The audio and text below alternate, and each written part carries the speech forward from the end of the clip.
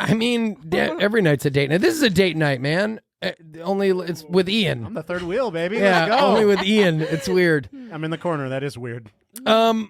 Yes, it's very weird. Ian's sitting behind three cameras, a monitor on our date night. This is about control. Everybody knows. Everyone complies. We're the kinds of pros. I don't need a plane. I just hit the road. I do what I want. I can't sell my soul. Market about to crash. This is what you chose. Ruining the country. I think that's the goal. You gonna take the mark. I take never roles. I'm a man of God. I can never fold. Welcome to the Protect Your Purpose podcast, where we talk whiskey and business and friends and family and freedom. And tonight we are going to talk some wine and some gin, and we're going to talk probably some love and some fighting and some other stuff, where we talk all sorts of shit tonight on our couples podcast. But I am your host, Matt Marchese, and this is my lovely and beautiful wife, Lindy. Welcome to the show, honey. Thank you. Yeah, of course. See, I like to twist up the intro a little bit. It gets kind of lame when I just say the same thing. Beautiful. The truth is, I'm just highly attention deficit ridden and have to change things up, and sometimes I forget.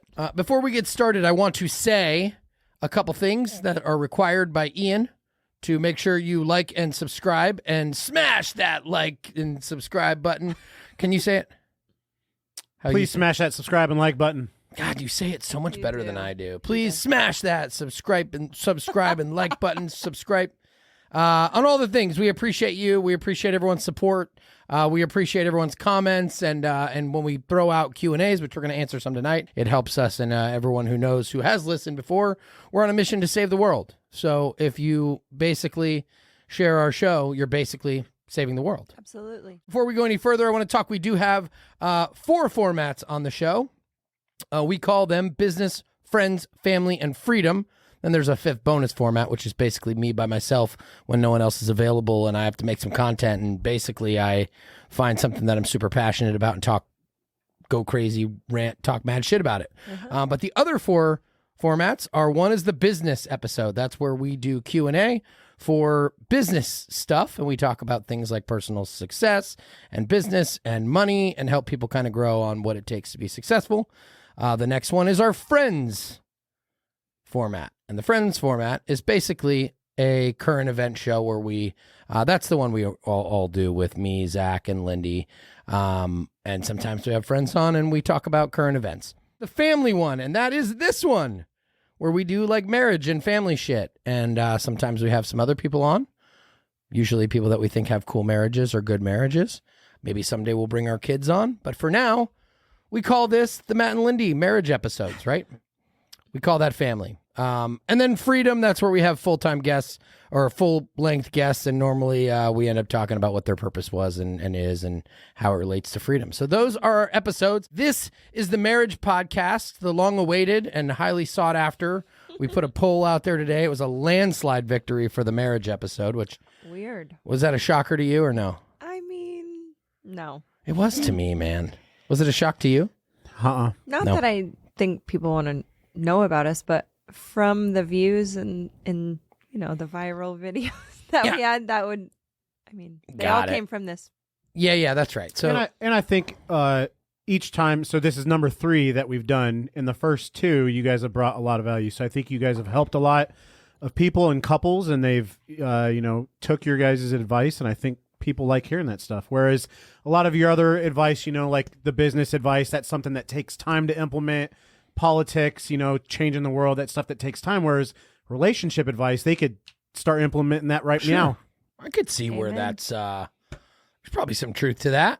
Like, it's easy to add value that is for the instant gratification people, some one-liners and some shorts and some Lindy advice, which is really where all the virality and value apparently comes from, is Lindy. Listen, I don't know where this show's going to go. I don't know what we're going to talk about, but we do know we're drinking gin. Lindy, what kind of wine are you drinking? Justin, my favorite. Yeah, you got that Justin. One of my favorites. Well, I'm drinking, this is Uncle Val's Botanical Gin. I know this is a weird twist to the show. First time, I'm going to drink some whiskey just so we make sure that we keep the streak and we drink whiskey, because we drink whiskey. But we're getting into the gin business. So a couple things. I think that's a good way to lead into your thoughts. I know we've been asked several times over the last several weeks about kind of you're dealing with my madness. Lindy, surprise! Matt's starting something new. Yeah. What do you think about it? Speaking of, kind of a shameless plug. Now, there's nothing to plug yet. In July, we are beginning whiskey production or gin production. We began whiskey production several years ago now, but now we're gonna move into gin. So hopefully by the time it's ready to we're ready to release the whiskey, we'll have some gin accompanying it with it. So I'm excited about that. The other day I delivered that information to Lindy, and I think this is a wonderful way to start our show. When I come to you and say something like, "Oh, by the way, we're gonna make some gin," tell me, how do you feel? How does it make you feel inside? Half of me would say You're super attracted to me, and it makes you. No, okay, go ahead. And you married an HR manager. Correct. Yes, the Army HR manager. yes. So half of me is like, cool, let's go. Like, not shocked at all.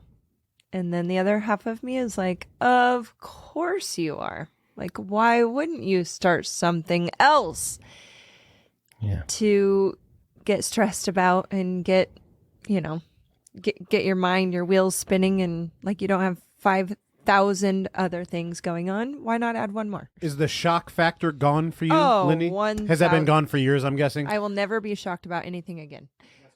I've blown your shock fuse like it's Blown it's not even blown. repairable. the shock fuse is irreparable. It's Blown. FUBAR. Yep. Fucked up beyond Repair. repair. Yeah. Whatever it is. So Most of the time I just go, oh, okay. All right, cool. Let's go. And then I roll my eyes and walk away like, all right. I guess we're going to have some gin bottles in the Yeah. house. I think you might have just asked a question. Like, of course you would do this. Why not add something else? Mm-hmm. I mean, I can answer that question. Yeah, go for it. Why not add something else? Because adding something else always adds an element of something new. Mm-hmm. And I believe that new things are what spark, like change Mm-hmm. is what sparks next chapters in lives. Yeah, that would work. Next chapters in life, new shit adds new adventure, adds new excitement, adds a change in pace. And I believe that change is absolutely 100% necessary for true happiness. I think that it has been not exclusively, but in part, and not to, boast or I know talk where shit you're or going with brag. this, and I could not agree more. Well, I don't Go know what the fuck. I don't even know where I'm going with this. You sure you know where I'm going with this? Go, and then I'll tell you if I. Okay, you're going to be honest with Yes. We've got an audience now, so you're I'll going to have to be honest. All right. I believe that in part, if not, I mean, definitely not exclusively, but in part, our marriage, and not to sit here and boast or brag about how great our marriage is, but we've got probably amongst the best, if not the best marriage of anybody we know. We've talked about that on a show before. I think a lot of that and a lot of the joy and the freshness comes from our spontaneity. Is that a word? Might have to Google it. Our spontaneous nature. You should correct yourself on that. No, it was more fun. Our spontaneous nature, whatever the word is, the single word for spontaneous nature, that. And I think a lot of that comes from my fucking shenanigans. I'm always bringing something new in. So if nothing else, you can't ever say as a spouse, like, I'm bored. Right, and that's exactly what I thought you were going to say. Yeah. And 100%, without a doubt. Like I'm along for the ride, and you think of new shit all the time. All the time. how about this? I'll do the audience one even better, because maybe we can use this as a value add opportunity. The opposite but equal is true for you, just on the fun and entertainment part of The life. vacation side. So anytime I come up with a new business idea, Lindy has a new fun idea. And both of which cost a shitload of money. Is that the trade? Yeah, I think You get a new business opportunity. She gets a new I trip. didn't know this, It's all coming. but it's all- yes, you're The jig all, is up, Lindy. Yeah, you're learning this right now on the air, live on the Protect Your Purpose Marriage podcast show with Matt and Lindy. I'm like, if you're going to stress me out, I'm going to need a vacation. Yeah. We did the love languages, and we figured out that Lindy's is vacations. It's the sixth and most unpopular. one, yeah, it's the sixth and most popular love language of them all. Mm-hmm.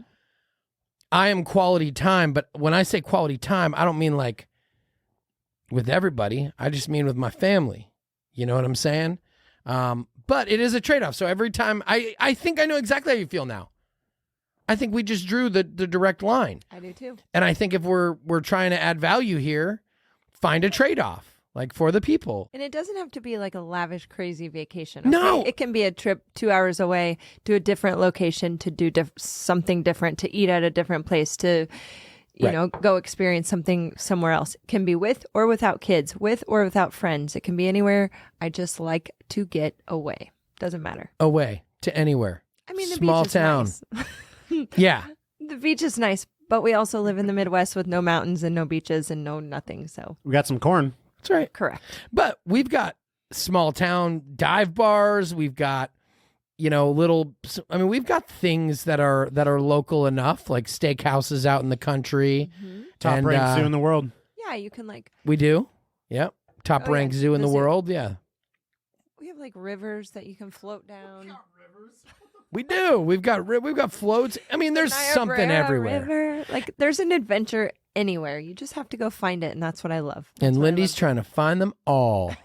I say there's a business opportunity anywhere. You just have to find them. And I guess I'm trying to find them all. I feel like people that know me think that I'm thinking about like a beach vacation, but I am not. I am talking about a 2 hour away Niobrara trip or Kansas City, anywhere. Or Vala's. I think Dallas yeah, Pumpkin yeah. Patch. Yeah. Literally, let's just go do the things. That's what makes me happy. It fills my cup. Doesn't matter who's with me as long as you are with me, my kids. Sometimes. Sometimes we try. We travel a lot without our kids, and we bring them on, often enough trips with us and adventures. It's always an adventure. There's never a moment where we have downtime. Like I'll have to beg Lindy. A plan will cancel on Friday, and it will free up like a Friday, Saturday, which we never get. We're never free. We never have open time. Partially because at the moment Lindy finds a gap, she's trying to plug something in. And, Literally. Yeah. And I'm going, hold on a second. So if I notice a gap in the schedule quick, early, I will literally have to beg, can we please not do anything? And then it takes everything in her power. Like Friday night comes and Lindy has nothing to do. We're in trouble, bro. We are in big, big trouble. There is no rest. No, I None. just have friends over Yeah. here. We can't. By the time 5 o'clock strikes on Friday, she's saying, maybe just a game night. Maybe we'll just have people over. And I'm like, oh my God. The one moment I had. Listen, I keep you young and, social. So where people still like us and want to be our friend, Mm-hmm. you're welcome. Hey, real quick, because I want you said something really good that I know is a big value opportunity here. So, you mentioned going on vacations without kids. So, something I know a lot of married people do is they do everything with their kid. They never spend time on themselves, i.e., the husband and wife. So, I think that's something that's really important is noticing the fact that you do need to take time away from kids, because yes, you're a family, they're your kids, but are you really working on your marriage if your kids are with you? You know what I mean? How are you going to have that wild sex? You can bring your kids, you can try and sneak and get one in on vacation. And How are you going to get that wild sex? yeah, you can't have that vacation sex. You can't have that pre-kid sex with the kids around. Right. Yeah, you got to get, all right, vacation with kids versus vacation without kids and how it affects your marriage. Ready, go. Like, for fun, let's do this. Well, with kids, we're fighting over if they get candy or if they get rides or if they get junk food or Listen, fucking vacation with kids is not a vacation. No, it's It's stressful. I think everybody would agree with that. Right. No, vacation with young kids. You know what? Do one family vacation per year with your whole family. Go to, well, depending on where you live, don't spend too much money on it. Don't let your kid don't require your kids to live some lavish lifestyle on some luxury vacation. They won't fucking appreciate it. They won't remember it. They will ruin that trip 9 out of 10 times unless you've got these perfect little angels. Or unless you have tons of money. And you can bring someone with you to watch the kids. Or if you're not vacationing for like if you're vacationing for the purpose of like educating your kids, like there's exceptions to this. But if you're talking about like going on a family vacation, do that once a year. Make it as minimal as you can. If you're close to a beach, go to a beach. If you're close to a mountain, go to a mountain. If you're close to a spring, go to the spring. If you're close to find something to do annually, make that your family vacation, and then spend the rest of the time with your spouse and like little weekends, overnight getaways with your kids where it's just one day and done before you want to kill each other or kill themselves. They won't fucking remember it. Save your energy, protect your marriage, protect your purpose, of course, your marriage. This way you can still be married when your kids are old enough to actually appreciate shit. Like our boys are 12 and 13. And they're still right on the cusp. Like, Kaysen is probably not ready for like an appreciate shit vacation. I think Cash is just leaning into it. I can't wait till my kids are 15 and 16 when they could be like, dude, I want to go on a badass vacation and go crush it instead of, being focused on how much fucking candy can I put into my face in less than 60 minutes, Yep. And then the vacation with your spouse is magical. It makes you appreciate being away from the kids, and it makes you appreciate that time away to talk about things, to do things, to, like you said, the in the bedroom is the best part. Yeah. You don't have to worry about it. When you're away, like, all right. So I think that was a question that was asked on the medias. How do you have time maybe for sex in the bedroom or some? Anyway, don't worry about the question. We'll just talk about it. People say all the time, how do you have time? Or I don't have time. They make an excuse, or they say I don't have time, or there's always kids around, or whatever it is. Well, first of all, you have to make time. But understanding the importance of that, I think, is something that we both really understand well, is how important that is in a healthy marriage, that you want to keep fresh and want to keep new and want to keep young and want to keep interesting and not lame and not boring. Where do you find that time? Well, you create it. And if you have a choice, sometimes, more often than not, you should choose the time where you're protecting your marriage. If not, you run the risk of being divorced. Like, you want to take your kids on a vacation, fight the whole time for 5 straight days, spend thousands of dollars. You don't want to make this miserable ass trip and then try and think that that's what you're serving your marriage. That's the opposite. Like you as parents are making that commitment or that sacrifice, whatever you want to call it. I mean, it's a financial sacrifice, a time sacrifice, and a commitment to your children to give them an experience, presumably. Like, cool. Short, quick, easy, to the point. Give them the experience just like their timeouts. Like a week-long vacation for a family with young kids is crazy. Unless you've got some like really well-behaved, really mature kids that, but either way, that how are you going to have the wild sex? Like, how are you going to have you're free? How are you going to walk around naked? Like, how are you going to get intimate with your spouse with little kids on a family vacation? You're not. Do one. And then you have to do, if you do one family vacation, you got to do 2 solo spouse trips. They could be short. Weekend trips are bomb. Get a babysitter, grandma, grandpa, sisters, family, whatever, and get away. A staycation. Leave your house. Go rent a Vrbo. You can get them during the week. Verbos with I know a guy who has a Vrbo. You can't get mine during the week for that, but you can get them during the week for a couple $100 for for a 2-bedroom fancy little house with a pool and a hot tub and on the water. Like, you can get them. Get away, find a way to get away and make time, alone time.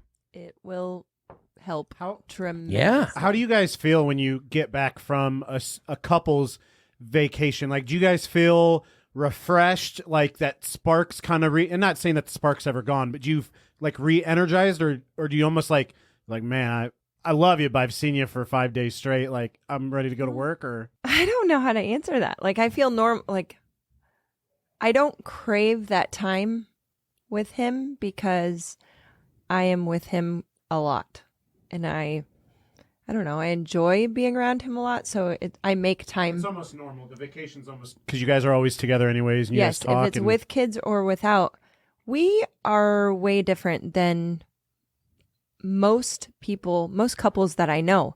We spend more time together than anyone I know, I think. I would agree. We also go and do things more than a lot of people that we know as well.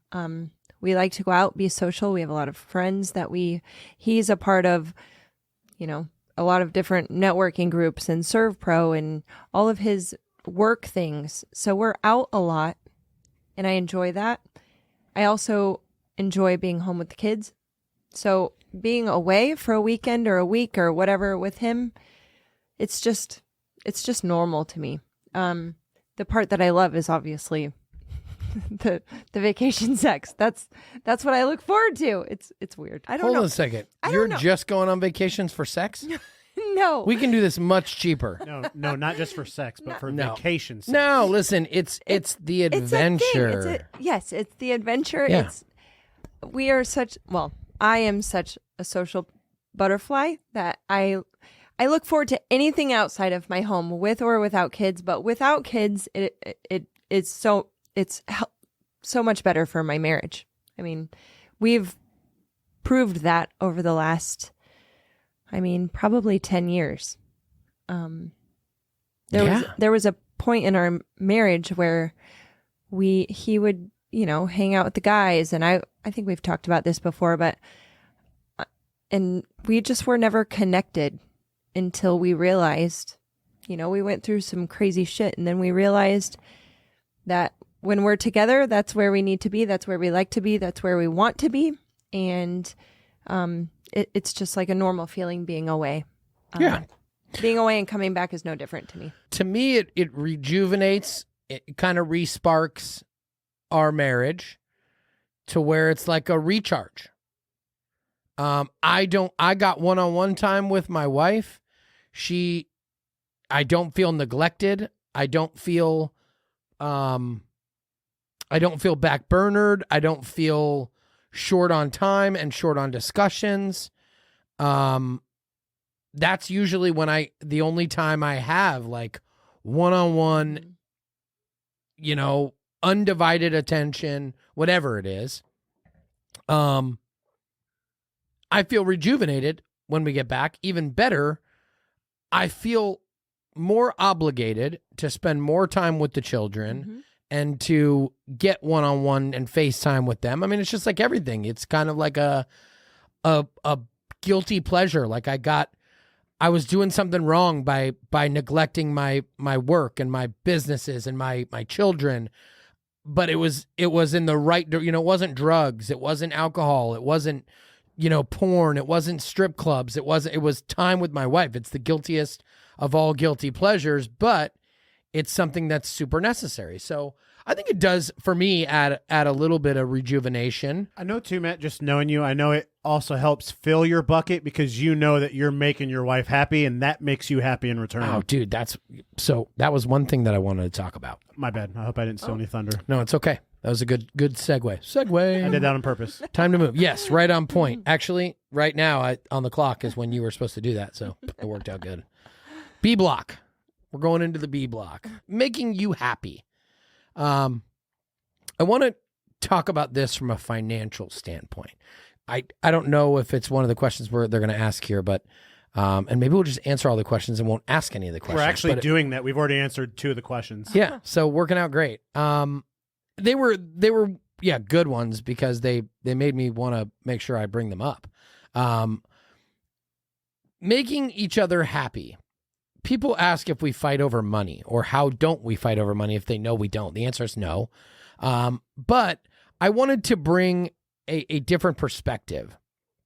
And for the parents out there, and I know you know this firsthand because you have this mom guilt or whatever that is, like, also an aspect of wanting to give your kids something. Like, hey, do you know when your kids say, hey, mommy, can I have this ice cream? And you want to tell them yes, but like the adult thing to do is be like, no, it's 9 o'clock at night. It's a half hour past your bedtime. You can't have a bowl of sugar, but you want to. And then your kids are at the store and they're like, hey, can I get this new basketball? And you're like, dude, you just got a basketball. You ruined it. I bought you another basketball. And now you just this one's glow in the dark. Right. This one, right. And you want to do it, but you're like, I can't. I shouldn't do that because the adulting thing to do is to adult that child and be like, you don't need it. You don't need the abundance, whatever. I feel that way about my wife. So I feel that way about you. Like when you ask me things like, hey, can I do this or should I do that? Even if I should tell you no, I'm like, I'm an adult, so I really want you to be able to do that, but I just don't think that's like the fiscally responsible thing. I don't think that we should do that. That's like one thought. And then a second thought, and then a third thought comes over me. And it's, dude, you better make your fucking wife happy, and if that's what she wants, you fucking give it to her. Is there a certain circumstance that you're talking about? Every circumstance. Yes, absolutely. Every circumstance. Like everything we just talked about for the last 20 minutes. Okay. Like every circumstance of you wanting to go out when we don't need to go out, go on vacation when we don't need to go on vacation, buy things we don't need to buy the kids things. Unless it puts your relationship in a bad financial situation. Correct. So that's what I was thinking. In which case, no, we don't fight over money because I have a dying urge to give my wife whatever she wants. Like that's my goal. My wife wants something. I have a goal. I work my ass off. I try to build. I try to produce. And it's called providing. I provide for my wife. It is my goal. No, we don't fight over money because my wife wants to go get her nails done. No, we don't fight over money when my wife wants to go get her hair done. No, I don't fight over when she wants to go on vacation or what. Because if I'm not making my wife happy, I, in a sort, feel like a failure. So after all those, kind of progressive thoughts of I should really tell her no, I say, she's not a child. I'm not trying to teach my wife a lesson of children. I'm trying to provide for my wife and give her the life that she fucking dreamed of as a child. That's my goal. So of course we don't fight over money. If she wants something and we can't afford it, like that's a we problem. That's not a me problem. And then I just explain the we problem. Like, hey, I can't afford that in the business, or I can't afford, we can't afford that because of this, or I think our money is better suited over here as an investment rather than doing this, or we can't, it's just an explanation and a conversation. And typically it's like oh, okay. And then I'm like, fuck, man, I just had to tell my wife no. I had to tell her no. And little do you know, like, I'm like, okay, well, he never tells me no, so this must be important. And then I'm like, damn it. I go back. No, I got to figure out a way to tell her yes, because it's literally a goal. Like, but I think that's something important to note, though, too, is that you guys have the conversation. Like, Linda, you just don't go all willy-nilly on shopping sprees. Like, you literally talk to your husband first and say, hey, this new Lululemon jacket with gold on it came out and it would look good. That's not all the way true. I don't know. I'm just throwing. That's not all the way true. Lindy spends her fair share of money without my consent or knowledge.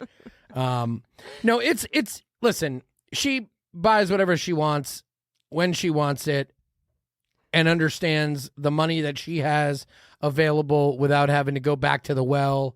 And some, we all waste money. Yeah. I'm cognizant and careful. Yeah. You can just Venmo yourself from Matt's card. That's right. That's right. She'll figure out a way. No, but we don't fight over money, and that's because I have a personal goal to let my wife buy what she wants. And for the men out there that don't have that problem, like, if it's working out for you, it's working out for you.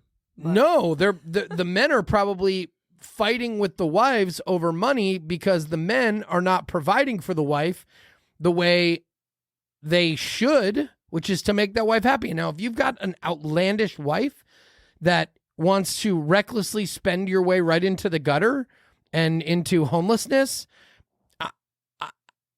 if there's no pleasing her and there is no way, if you have a shopping problem, you need to reevaluate that situation. Yeah, that's a different type of that's a different situation. But for your wife to be spending money to go get her hair and nails done so she can look and feel pretty and be in her feels when you want her to go out on a date and be sexy with you, like, that's important to invest in. It's an investment that they are making in themselves, that we have to invest in ourselves, like our health, our wellness, our mental health.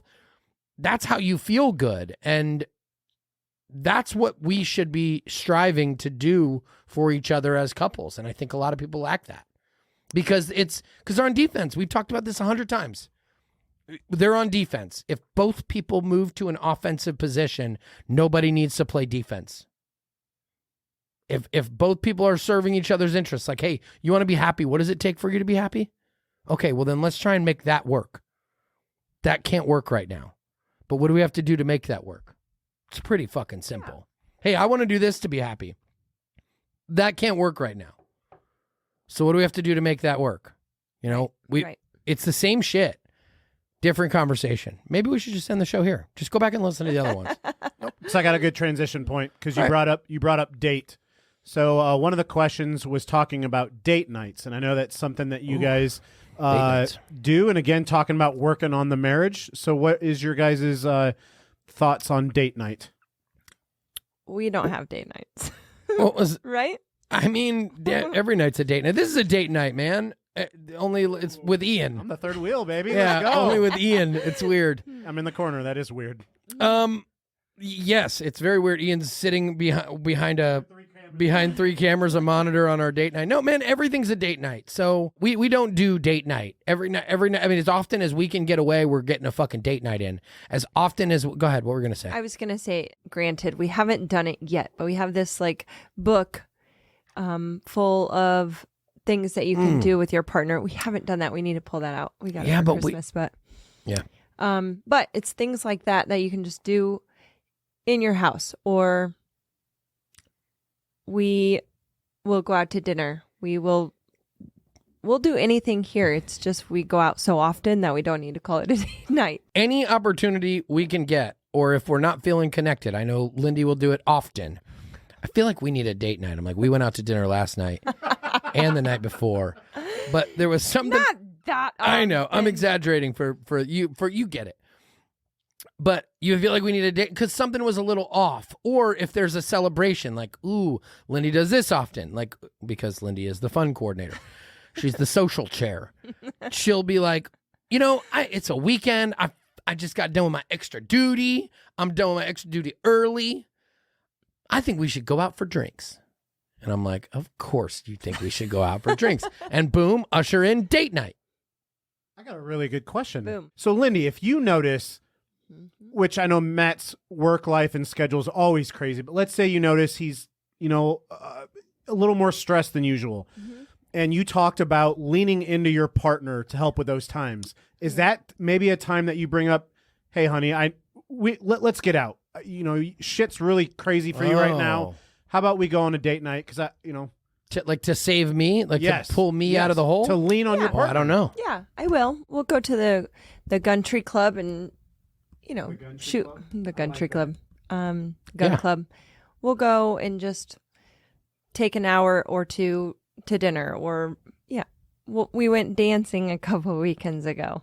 That was another funny. It was hilarious.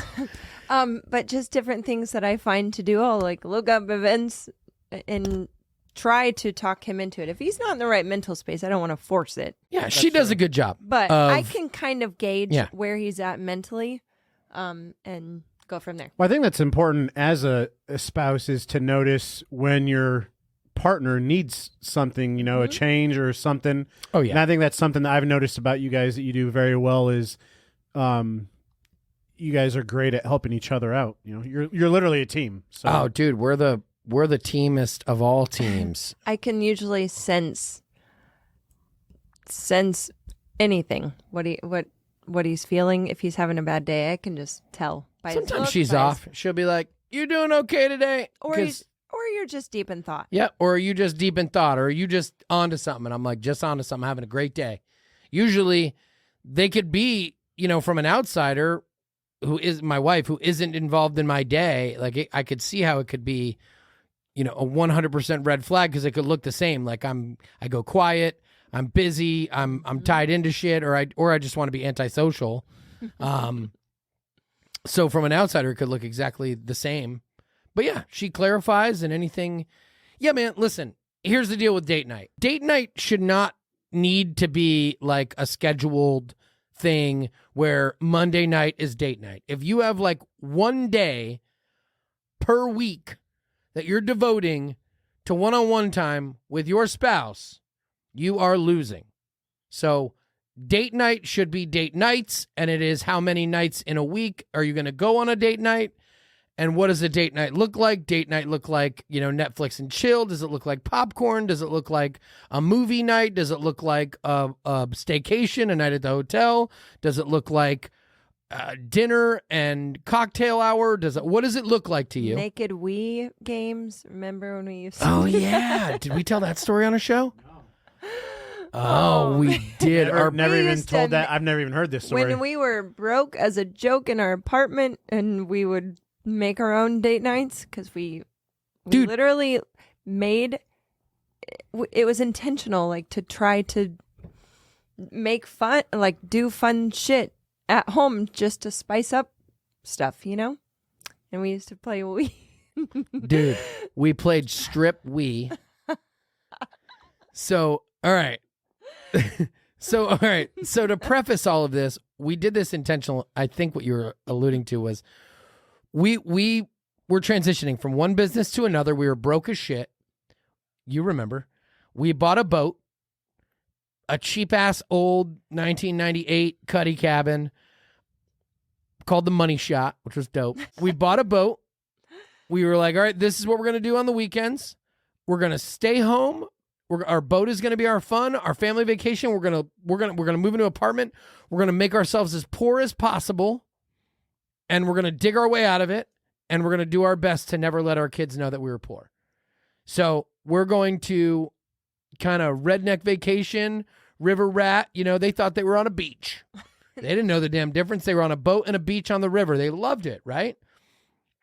And to them, shit, that was as good as Mexico. They were 4 and 5. Yep. So in this, our date nights were, staying home and getting creative and being cheap and having fun with each other. So the kids would go to bed and we started a deal. We were like, do you want to play the Wii? And we're like, that's fun, but we should definitely spice that up.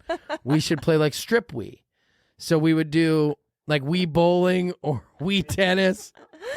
Wii Sports was really exclusively what we played. We would challenge each other, and every time you lost, you had to take off an article of clothing. Yep. Just make it fun. Yeah. That's all you got to do. I forgot about that. Oh, I did not. That was Next thing you know, we're playing Wii tennis in the buff in an apartment. Kids asleep. We're going, if one of these kids wakes up, what's our game plan? Screwed. Like, we can't run outside. We got to duck out behind. We have blankets strategically placed. Like, listen, spice it up. Good one on that. Good call on that. I don't remember where we were or why it led into that, but spicing up date night maybe? Yeah. I think that was one of the questions. It doesn't that have was to, the actual date that night was the question. How do you spice up date night? Yeah, it does not have to be crazy. You just got to be a little creative. Naked Wii bowling. Yeah. And you got to be willing to be vulnerable and put yourself out there with your wife. And you've always done a really good job with that. Yeah. I have not. I mean, lately, in my recent past, in the past few years, I think I do a better job of it. But I never thought you were bad at it. well, but thanks. Yeah. I did.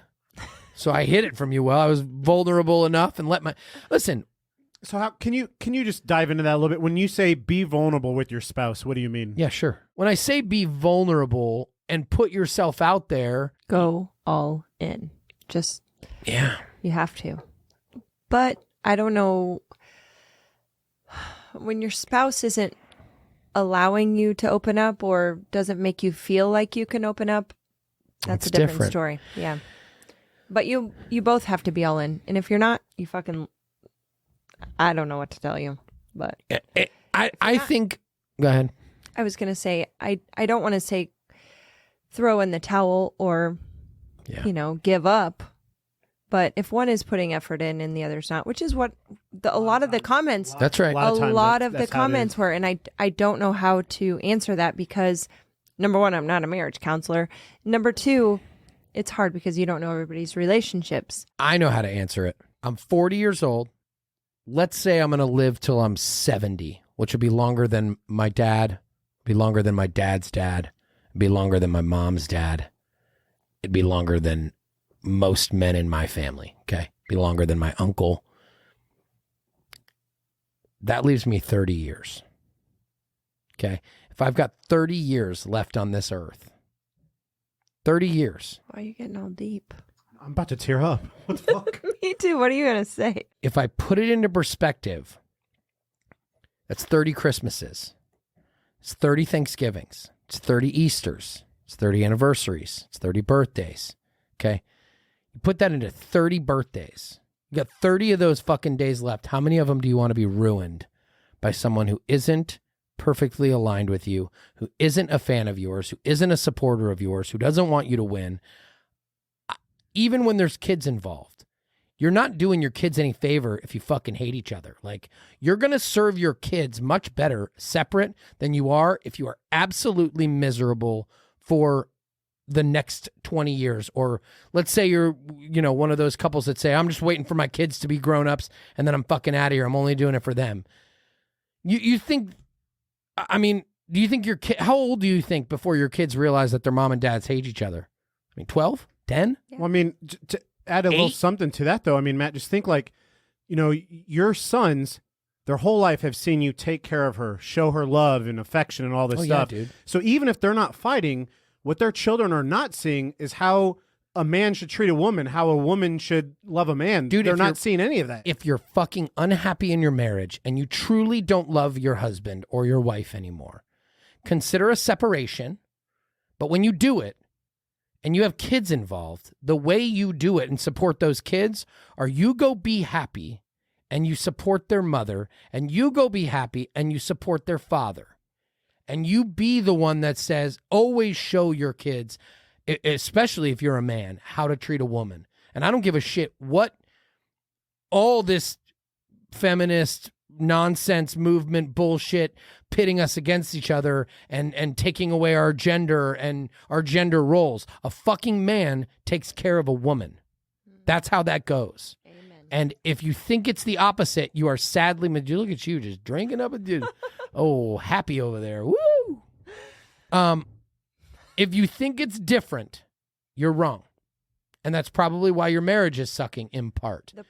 Because you don't understand that is your job. It isn't your job for your wife to take care of you, although that's a part of her role to support you and do that.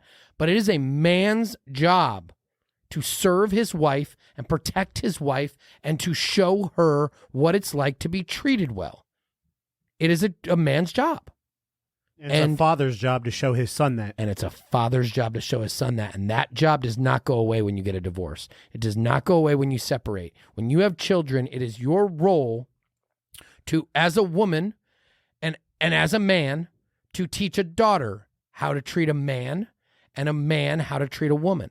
We are the examples, the closest examples. I also heard today on some video somewhere that the most influential people in your children's future is not their parents and their parents' displayed behaviors.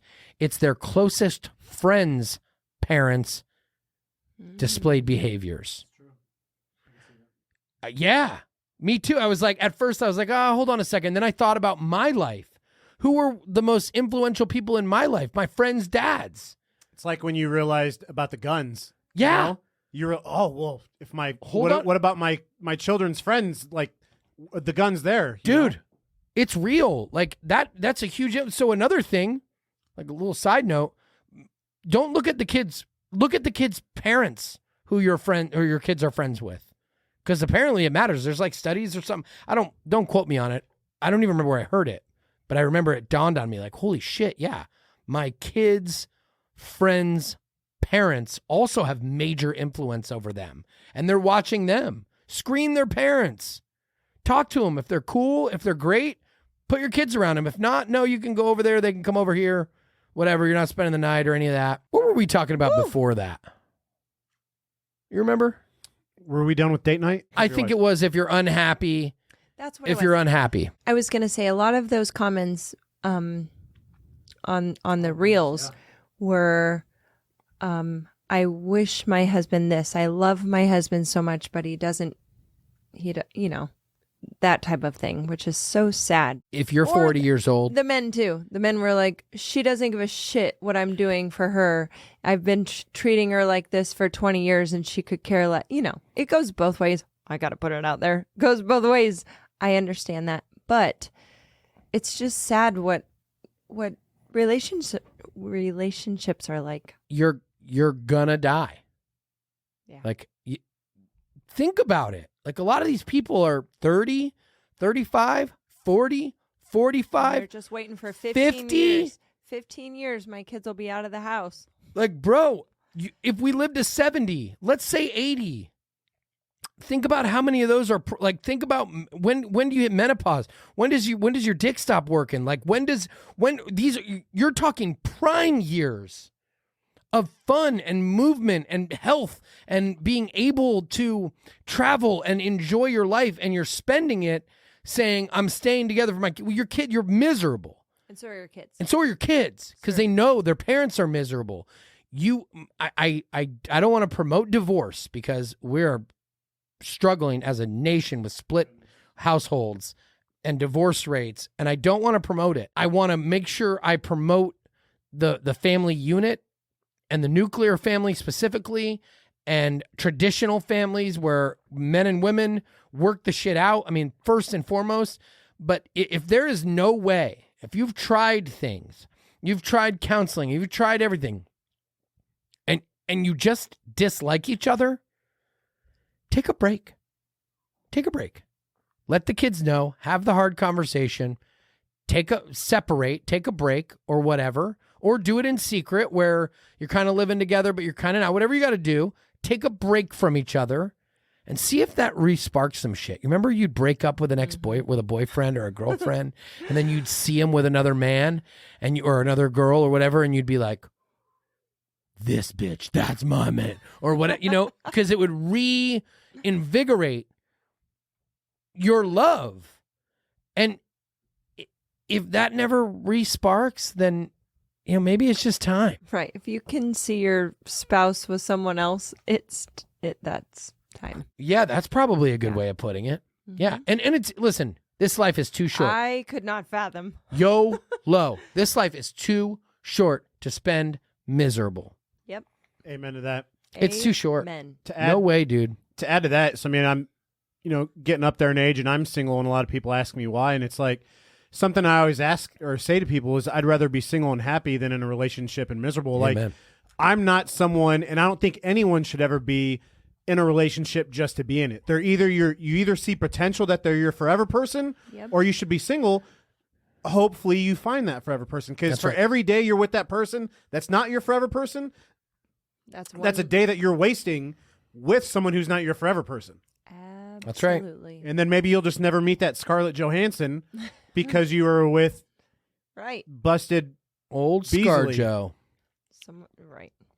Listen, don't waste too much time, but most importantly, you could probably make it happy. I mean, people ask me all the time about, and that was one of the, so it goes along with it. The question was something about spicing up date night. How do you spice up your date night or whatever? I hit on my wife, and it dawned on me maybe a month or two ago. Well, maybe not. It was after our last marriage episode, so maybe not. it was a while ago, where I was like, I actually actively hit on my wife. It's kind of weird that I hit on her like as if she is a stranger. It's like role playing, only it's not.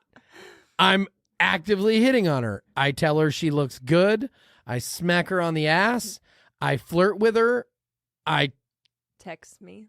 Right. I mean, I do all of those things that I would do when I was dating my wife. I like that. That's you good. You are still so good at that.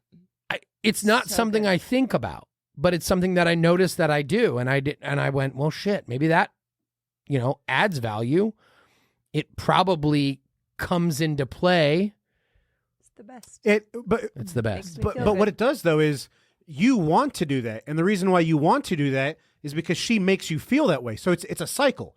You're obviously doing, the same stuff and being all lovey dovey with him, and in return it makes him the same. So again, it connects. It's both people being on offense. Yeah. Team.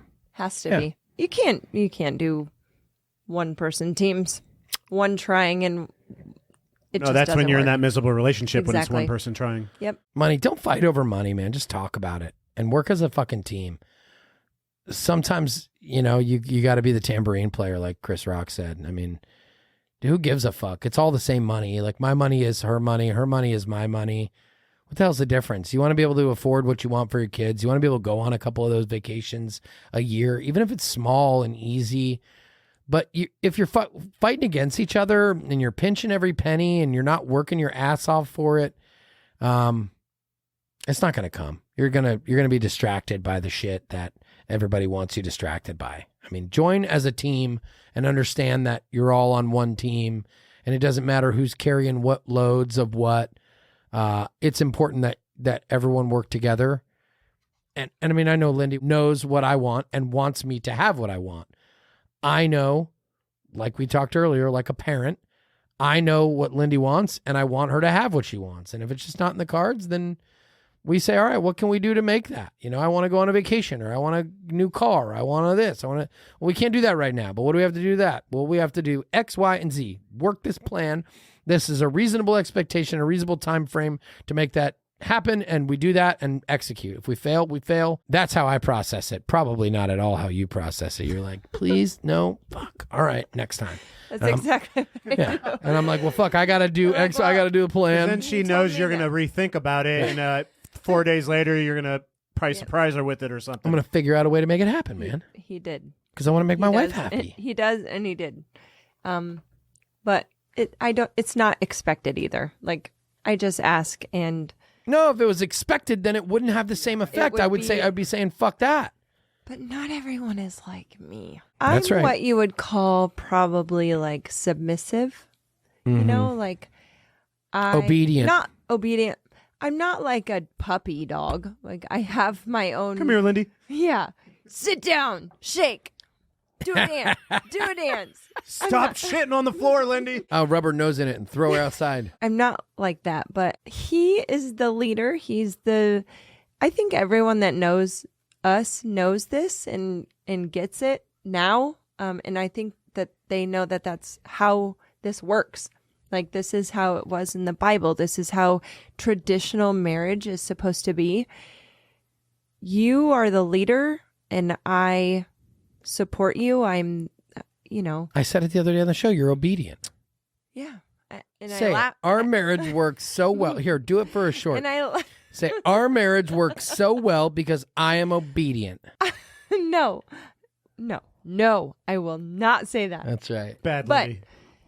But I mean, it's in every definition of the word, I would say that's what I am, because it works. Like, he's the decision maker for most things, for most big things. Sure. And I don't know. It's weird. You trust the fucking role. I trust the role, and I trust the process, and I trust that he has my best interest in mind. Always. Yeah. Like, I never ever doubt whether or not he has my best interest. Like, It goes back to the the trust thing, we've talked about it, the 5 dysfunctions of a team. I mean, we are a team, and if you look up the 5 dysfunctions, the bottom of the pyramid is trust, okay? The dysfunctions are the absence of, so a lack or absence of whatever the function is. So trust is at the bottom of the pyramid. In order for you to, and at the very top of the pyramid are the desired results, the intention of results, intention to results. The dysfunction is the inattention to results. Now, we're not gaining the results we want because of one of the leading dysfunctions. The first one is trust, the absence of trust. If you can't get past the trust one, you will not achieve your desired results. It's almost impossible. Like, it takes an act of God and luck and sun, moon, and the stars. Like, all of the things would have to align in any relationship, in any team. We talk about this with your leadership team, with the awesome army. The leaders in the United States Armed Forces have no fucking idea that they will not achieve their desired results without trust. If there is an absence of trust in a team, the team will fail. It is only a matter of time that will end up ultimately being the weakest link found will be where the absence of trust is. So if you're in a marriage and in a relationship and you're trying to build something together, start with trust. If you don't trust your spouse, you need to probably dive into that. Like, that's where it goes. The next step in the pyramid is the fear of conflict. So if you are trusting enough to be vulnerable, like we started earlier, to fear healthy, good conflict, like, hey, that makes me uncomfortable, or hey, we can't afford that right now, or whatever that conflict is that you have to engage in, and trust that that person isn't going to fucking go sideways on you or go off the deep end and lose their shit. Like, I can't buy this, and bring up old shit and all that. There's no trust there for the conflict. So from the conflict, it goes then a lack of commitment, and so on and so forth. I can go through them all. Fear of conflict, and then a lack of commitment. You can't commit if you haven't gone through the issues with the conflict, and you can't go through the conflict if you don't trust. And then beyond that is accountability, the avoidance of accountability. Hold each other accountable. Correct. Well, you can't get to so on and so forth. You can't get to that without the previous 3. And then achieving the desired results, you can't get to that without achieving the other 4. So research that, and it's very relevant in relationships. And it's something that I talk about and feel often. Like, if there's something I wouldn't trust, and I don't have to do it anymore because, I mean, I think we're probably in sync enough to where it doesn't really affect us, probably just natural. But if I have a question or had a question like, hey, what is this? What is that? Tell me more. Or if you want to know something, what is that? Tell me more. And then you establish trust, dude, everything is kind of smooth sailing from there. And for the love of God, if you are in a relationship, not married, but in a relationship, and you do not have all 5 of those, do not get married. If you do not trust your boyfriend or girlfriend, if you fear conflict with your boyfriend or girlfriend, if you are not committed, do not get married. That's a failed marriage before it even starts. I would agree with that. Yep. I would agree with that. If not, at least having the trust part down. If you have the trust part down, but you're still a little bit hesitant to engage in full-blown conflict, that could just be some sort of insecurity. Yep. So there's a possibility that you could maybe not go beyond that. But yeah, ideally, that's what engagement periods are for. Like, hey, I trust you. Yes, I will marry you. Foundation, because the trust is the foundation. Trust is a foundation. It's the biggest. It's the base of the pyramid. It's the most important, and you will go nowhere without it. You will have a fucked up, dysfunctional marriage if you lack trust on either end of your relationship. Anyone who knows me knows that I was crazy. Oh yeah, especially me. Did you say was? Was. Is crazy. Was. She's crazy as a mug. And we kind of went through that and built that pyramid to where neither one of us worry anymore. Let's go to a question. We haven't asked one. Like Well, we have been. We've been. told us yeah, we but know. we didn't. Is there another question? How to balance kids, activities, and building businesses and careers. I know the answer. Do you have an answer for this? No, go for it. I don't want to influence your No, answer. you're not. You're not going to because I don't have one. I don't fucking know how we do it. Yeah. First, all right. So it's two parts. Number one, understanding early on that it's fucking difficult. It's going to take a shitload of patience, patience that normal humans don't have. It's going to take a shitload of resilience. It's going to take a shitload of ability to overcome and bounce back.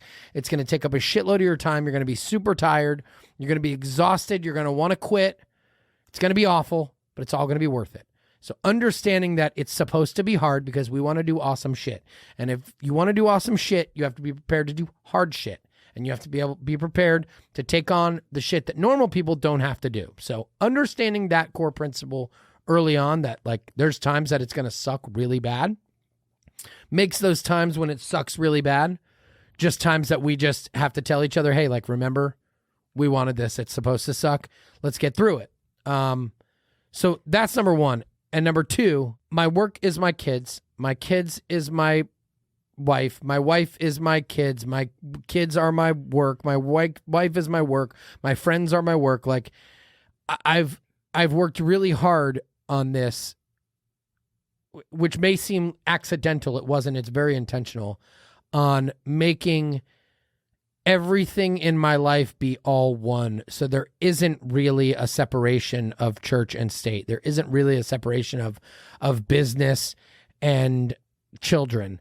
When, I'm outside talking to my kids, throwing a football, I'm talking about, what they could be doing with a business opportunity. When I pick them up from school, I'm talking about what we're doing. They ask me how my day is, just like I ask them what their day is.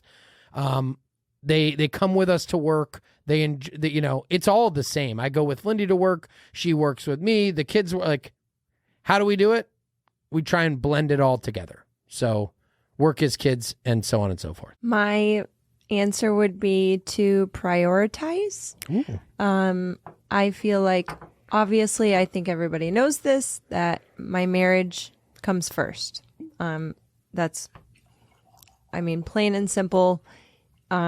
If I'm happy, if we are happy, our kids are happy, and then everything else follows suit, like everything else is good. Second, kids. We have a lot of activities, this and that, and spending time with them is also very, very important to us. And then in between all of that, you do business. You do business on your phone. You do business. It's constant. Emails. It is constant. But you do make time for all of us. Sure. Fun. You have to add fun in there because I think that's the most important. Fun is just as important as homework and school crap. No, fun is more important than school and homework and crap, according to Lindy. It's the memories. It's the memories. Do you want your kids having memories of, staring at a TV at their tablet, until they move out? Or do you want your kids to have memories of doing fun shit with their parents? That's what I truly try to focus on. And even if it's a trip to the grocery store, they love going to Costco for the. Our kids are easy, man. Yes, they just love being with us. They love being with us. So they do. They love our time. They love usually any advice. But Matt can go on for like an hour. Oh, dude. We'll give them advice and then 30 minutes in. They'll ask Matt a question and he'll go on for an hour. And they're like, okay, Dad, we just asked just a question. Listen, I'm schooling these kids. Hey, there's one more question. What's one more question? No. I wanted. Oh, you got another one? Sorry. My last thing is the cleanliness of our house and stuff that drives mostly Matt, but us crazy is kind of put on the back burner because we're so busy. That's right. So we back burner a lot of the other important shit and prioritize because we can't do everything. Yeah. We know that. Well, I want to add something that I know you guys agree with and we've talked about before, and that's the importance of roles. You guys could not do this without roles. And you guys, the roles is what makes everything work because you each have something that you do that makes all the madness work because you guys each have things that you are responsible for. Oh, and when we kind of cross breed on things, we quickly realize that it's fucked up. And I'm quick to remind. I'm usually in the wrong. Yeah. Yeah. Yeah. I wasn't gonna say it, but I know that. but it doesn't matter. I'm tolerant because my wife does a lot, and her roles are super important, and roles that quite frankly, I guess if there was a gun to my head and I had to, I'd probably figure it out. But for all intents and purposes, I'm not even capable of doing. So I'm tolerant because we've talked about this before too. Like, I don't want to do the role, so I got to make sure, And I definitely don't want to do your role. Yeah, I got to be tolerant of the mistakes, just like when I fail and lose tens of thousands of dollars or worse. She's tolerant of it, and holy shit, it is what it is. I'm not intolerant or tolerant of like fucking shit up just happens. Like making mistakes just happens. And when people ask why or how do we do that, yeah, it's pretty simple. We just become okay with fucking up a lot of things. Like, yeah, things are a hot mess. Like our oil changes are past due. Our house is a disaster. Our kids' rooms are a shit show. And a lot of times we say, well, if we want to live the life we live, then we either have to pay somebody to do it or we have to prioritize it. And we're like, well, we're not really ready to do either. So I got one last question for you guys. All right, let's go. What's the question? Imagine you're your age now and just starting with your first marriage. What advice would you give? Ooh, I got. Imagine I'm 40. And you just found the love of your life and you're getting married. Okay. Do you want me to answer this? So that also means you don't have my- a failed marriage that you learn from. It's your first true marriage. So you're both old enough to be mature, because we got married super young. Yeah. Not super young. Young enough. I mean, Immature. 25. Yeah. So you're getting married mature, knowing what you want in life, knowing, what your expectations are for life. And I feel like it is you and your spouse or your wife or your husband against the world. Like, I feel like that's it. Like, just you two. Now, if there's babies coming later, whatever, it is you two, and you cling on to each other for dear life, and you ride the road of life with each other. What do you think? I love that answer. I just think it's like you're old enough to like not want to fuck around. You're old enough to not To understand and appreciate how old you are and how young you aren't. Yes. By this time, you should be appreciating the time we value have of life, on right. this earth. Yep. You've probably lost someone in your life of great significance, a parent or a loved one. You now have the exact information you need to appreciate You've shit. watched everyone around you. You've seen it. Yeah. You have Clearly seen a million divorces. Right. You've seen a million divorce. You've seen failed marriages. You've seen successful marriages. You know what you want. You know what you don't want.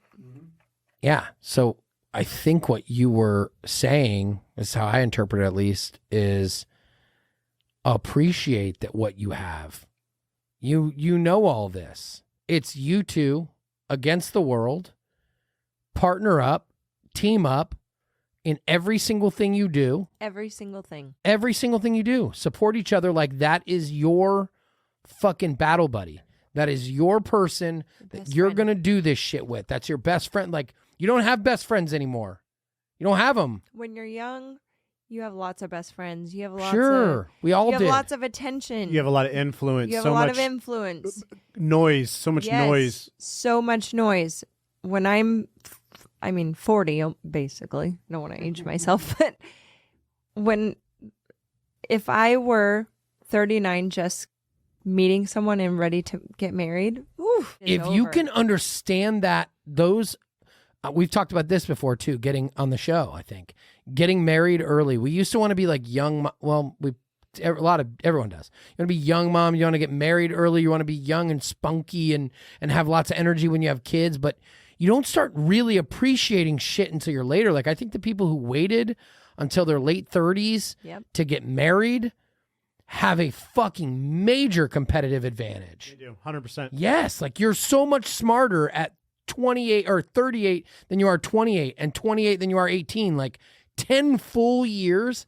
That's one of the things, like the only thing probably that I'm excited for with age is how much smarter I'm going to be when I'm fucking 50. Well, and Matt, just even you guys, how much better is your guys' marriage right now than 10 years ago? You know what I mean? 10 times. And you're one of the lucky ones that maybe. made it, Yeah. and your marriage is better this month than last month, and it keeps getting better. You know what I think about? I think about, as silly as this sounds, I go back to that day or days when we were, in a bad, hard place. I think about the reason, the reason that I married him. Purpose. Like, exactly. The purpose that I said yes to marrying him and the vows and all of that. I go back to who I actually married, because a lot of shit can change when you're young. And I go back to that day several times, all the time. And I think about when I first met him and that, the honeymoon stage of, the first 2 years. And when I was so deeply in love with him, when I first met him, we lived across the country. And I think about that all the time, especially when he pisses me off. But I go back into that, whatever it's called. Mindset Of why I married him. And I knew 1,000% back then that I was going to marry him. I told everybody the second night that I met him, I had a boyfriend. We all know this. I told everybody, I'm going to marry this dude. I don't know who he is. I don't know him, but I love him. And I go back to that time all the time to remind myself, because life gets in the way and, shit happens. And I never want to forget that. I think, so to go back to the question, to answer that question on my end, you did it perfectly. But for me, I think it would be just understand, you understand what you have already, because you're a grown up. If you don't, then if you don't understand those principles that I just explained of how lucky you are to be where you are today, you probably don't get married yet. Just stay engaged for a while and do some soul searching and find those principles. But I would say probably number one, appreciate what you have, cut out all the noise, go all in on each other, and focus on building together, no matter what. Just focus on building your life together. Go all in, like as if it's your only shot. It's your only chance at this. Like you found your person, you go all in on her, she goes all in on you, and together you're, like you said, you're taking, it's you and her, or her and you. Or her and her. Or her and her, or they and them, whatever the fuck it is. It's you and your person preparing to take on the world. It's going to be dark. It's going to be lonely. It's going to be challenging. It's going to be scary. It's going to be difficult. You're going to need each other. But if you've always got a fucking person, if you've got a ride or die, like if you found your mate, your person, it's the best. Dude, it's the best, because you always have somewhere else to go. You've always got someone who supports you no matter what. No matter what. Highs, lows. Yeah. They're there. Yeah. All right. That was a good one. I didn't get my words out enough. I'll readdress that. I wish I would have thought better about that. About the question? Yeah, about that question, because that's a really good question. And I just thought specifically about like that. That's good advice probably for the people in that scenario of if I'm 40 and I'm just getting started, but like if you're 40 and you've already been married for 10 years and you're struggling, same fucking advice. Like just start over. It's going to be a little harder because now you got a whole shitload of baggage and a whole bunch of shit that you're mad at each other about probably, but so do most 40-year-olds. But if it's everyone has worth baggage it, when you're 40. yeah, dude. Yeah, but if it's worth it, if you go back to that space that you were in. Yeah, find purpose. Go Dig back to deep. the reason you married that person. That's right. Go back to the reason. It helps me a lot. Yeah, that's right. Yeah, that's relevant if you're 40 and you've been married for 10 years, or you're 40 you've been dating for 6 months. Like find purpose, dig deep, latch onto that shit, and understand that you're 40 years old. You understand life at this point. You value life so much more than when you were younger. Latch onto that motherfucker as hard as you can and go. That's what I would do. Yeah. Anyway. All right, we have any more questions? We're done. We're done. Let's go. Hey, honey. I love you. I love you too. I enjoyed the show, as always. You're the best. I love you guys too. Remember, Yeah. I'm on the date too. I'm the third wheel. Yeah. It's like being at 88 Tactical with Randy J. Goodwin at our side. Do not compare me to him. I'm way better than Randy. We go on a date. No, he was great. I but know we your go on a date. names. We had to sit across from each other and gazing into each other's eyes, telling each other how much we loved each other, and then we had to explain to Randy what we meant. So it's basically the same thing. Also, I think one more thing. Can I add? Oh, we're back. I think that if you're going through a hard time, I think one of the best things that you can do is write down 5 things good and 5 things bad and discuss it. And I think that opens up conversation. It opens up your mind. It opens up your soul. It opens up your vulnerability. Nailed it. And I think that it will open up discussion to be able to work through problems. I think that's the best thing that, like, what upsets me, what makes you happy, like, what makes me happy, all that good stuff. I think that's a good idea to do. I agree. If you're struggling, if you're not. Listen, it's never too late. It's never too late. If you love each other, you can figure it out. And it's also, we got one life to live, man. Don't fucking sit unhappy. Your kids don't want you. When they get older, they will be mad that you waited. I promise you. They will be mad that you waited and were miserable and unhappy. And then it'll be a surprise to them when they grow up. Like, make a move. But most importantly, make a move towards your wife. Make a move towards your husband. You loved each other at one point. You can probably find that purpose again. You can probably find that love and feeling and that spark.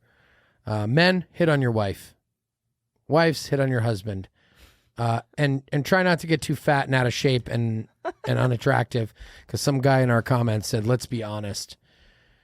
If you get fat and you're out of shape and you're out of this and you're out of that, it's hard to be attractive. I just saw that today. I did too. Anyway, all right. Listen, thank you all for joining us. Please, again, Whoa, no peace signs yet. I got to do the outro. Oh. Thanks for joining us. If you made it this far, you're a true friend and a fan and a friend of the show and part of our tribe and part of our familia, our family.